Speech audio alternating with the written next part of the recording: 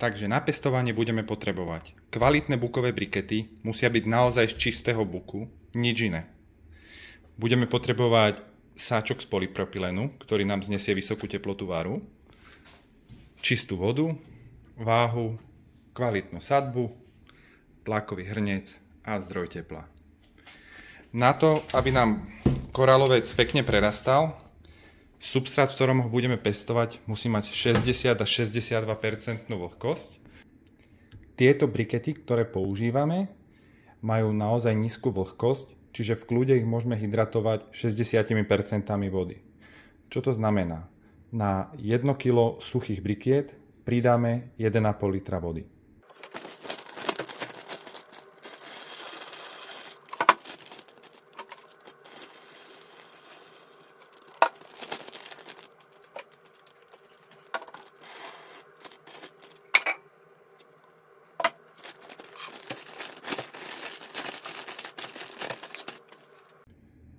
Ako ste si mohli všimnúť, ja používam špeciálny polypropylénový sáčok, ktorý má mikrofilter. Tento mikrofilter slúži na to, aby sa CO2 zo substrátu mohla dostať von a dovnútra by sa mohol dostať kyslík. Pokiaľ takýto sáčok nemáme, môžeme použiť v kľude akýkoľvek iný sáčok, ktorý dokáže zniesť teplotu varu. Avšak navrch si potom musíme vyrobiť vlastný filter. Tento filter sa robí veľmi jednoducho. Dá sa vysterilizovaná vata, zatiahne sa gumičkou, aby nám stadiaľ mohol odchádzať vzduch. Pokiaľ by ste mali záujem presne o tieto sáčky, dajú sa kúpiť u nás na e-shope. Ale ako hovorím, dá sa to robiť aj bez nich. Takže prešla nám zhruba pol hodinka. Sáčok už máme viac menej plne hydratovaný, ešte sú tam nejaké suchšie kúsky, ale to, jak dáme do toho tlakového hrnca, tak tá para to proste zvlhčí úplne rovnomerne.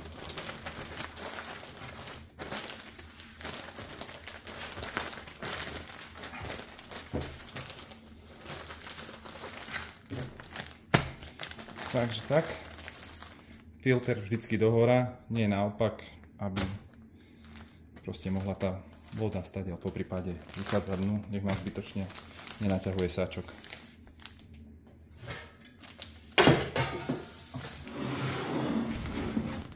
Do tlakového hrnca musíme naliať dostatočné množstvo vody. Treba počítať s tým, že substrát budeme variť takmer 4 hodiny, takže aby sa nám všetká voda nevyparila, tak máme na to, aby sme tam mali dostatočné množstvo vody.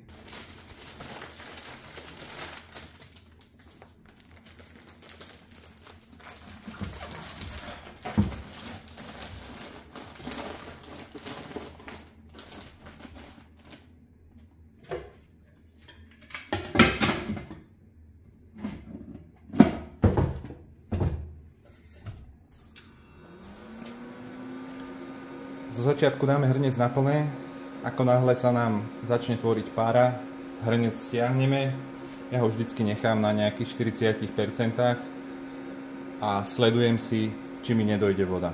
Ak mi náhodou dochádzala voda, zastavím, hrniec otvorím, vodu dolejem a pustím ho ešte raz. Naozaj potrebujeme tento návlhčený substrát variť aspoň 4 hodiny, aby tam došlo čo najdôkladnejšej pasterizácii. Po sterilizácii sa tu baviť nemôžeme, lebo tento hrniec nedokáže vyvinúť 121 stupňov, ale nejakých 104-105. Takže potrebujeme to robiť naozaj trocha dlhšie, aby sme tam zabili všetky škodlivé baktérie a spory a veškerý život, ktorý tam je. Takže prešlo nám 24 hodín, substrát už máme vychladnutý a môžeme sa nachystať na inokulovanie substrátu. Je veľmi dôležité, aby sme používali naozaj kvalitnú sadbu. Je strašne veľa predajcov na internete, ktorí tieto sadby predávajú, ale pokiaľ sadba nemá takýto filter a nie je takto zazváraná, prosím vás, nekupujte si ho, lebo bude kontaminovaná vo vrchnej časti, lebo oni ich len prekladajú, vôbec to nezvárajú. A už vlastne v tej chvíli, ako tam sypete do toho substrátu túto sadbu, tak ten sáčok si kontaminujete a je ďaleko menšia šanca, že sa vám to úspešne podarí dopestovať, ako keď si to urobíte naozaj s profesionálnou sadbou. Takže nachystáme si sadbu a budeme sa snažiť pracovať čo najrýchlejšie.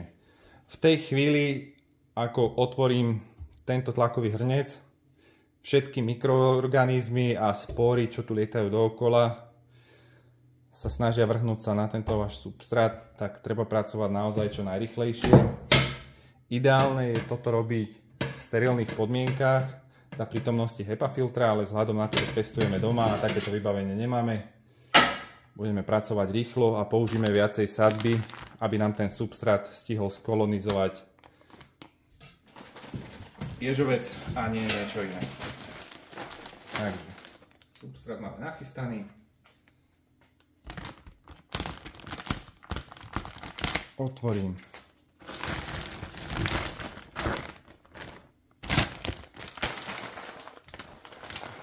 Nasypem, nebojím sa toho použiť.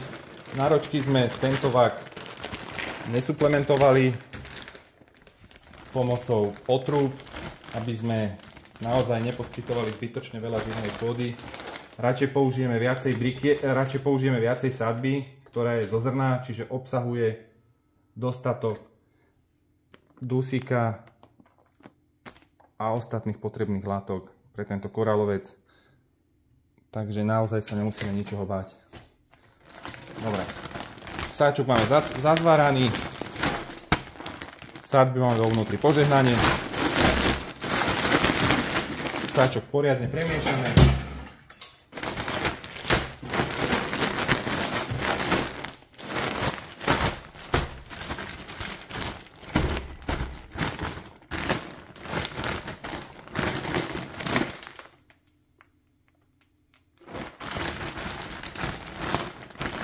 Dobre, takže máme hotovo, substrát máme nainokulovaný a teraz ho len odložíme niekde do skrine na zhruba 10 až 14 dní a potom máme substrát pripravený na rodenie.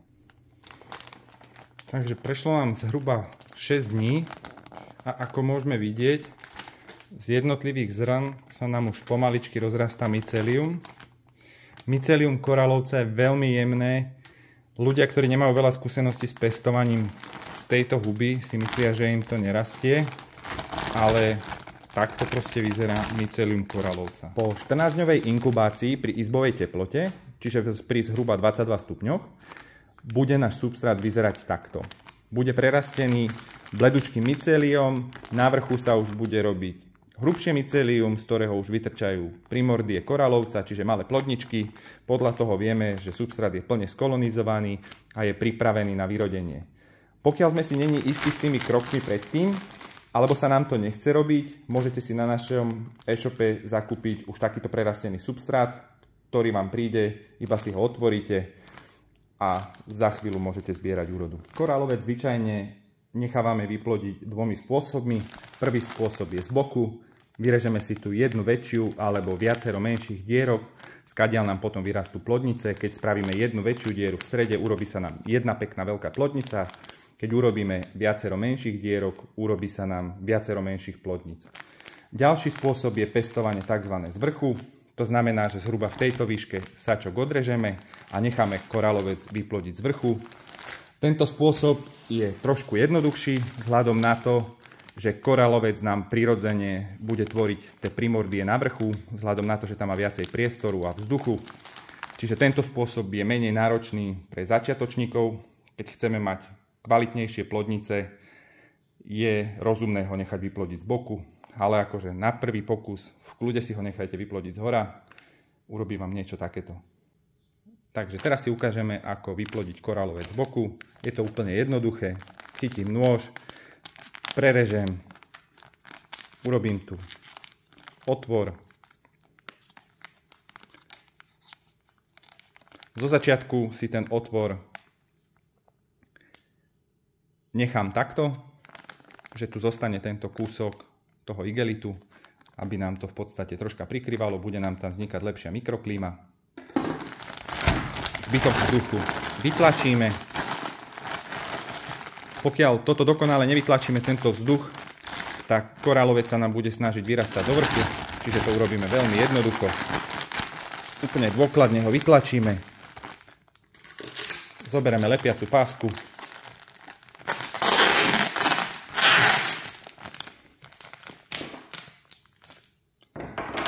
Tento substrát máme teraz pripravený na vyplodenie, to znamená, že si ho prenesieme na miesto, kde ho chceme pestovať a budeme pravidelne poprašovať túto časť.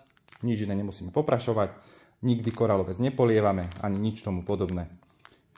Korálovec má rád plusové teploty, dokáže plodiť od plus 5 do plus 30, najradšej to má okolo 15 stupňov, takže niekde chladnejšie v byte alebo do nejakej pivnice, alebo von na záhradu, kdekoľvek, len udržiavame túto plochu vlhkú. Nikdy korálovec nezatvárame do uzatvorených priestorov, typu nejaký maličký boxík alebo niečo tomu podobné. Nebude nám to raz pekne, nebude tam mať dostatočný prívod čerstvého vzduchu, bude nám to tvoriť zdeformované plodnice. Ďalší problém, ktorý nám tam môže nastať, je, že nám ten povrch bude vysychať, keď to nebudeme dostatočne poprašovať. Výsledok bude zdeformovaná plodnica, ktorá bude mať na sebe žlté plochy a nebude to vyzerať pekne.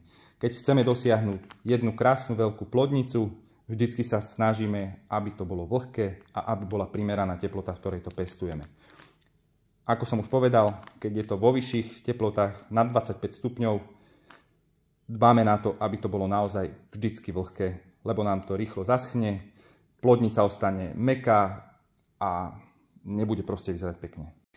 Keď chceme korálovec pestovať spôsobom z vrchu, je to veľmi jednoduché. Chytíme sáčok, zhruba v tejto výške ho odrežeme.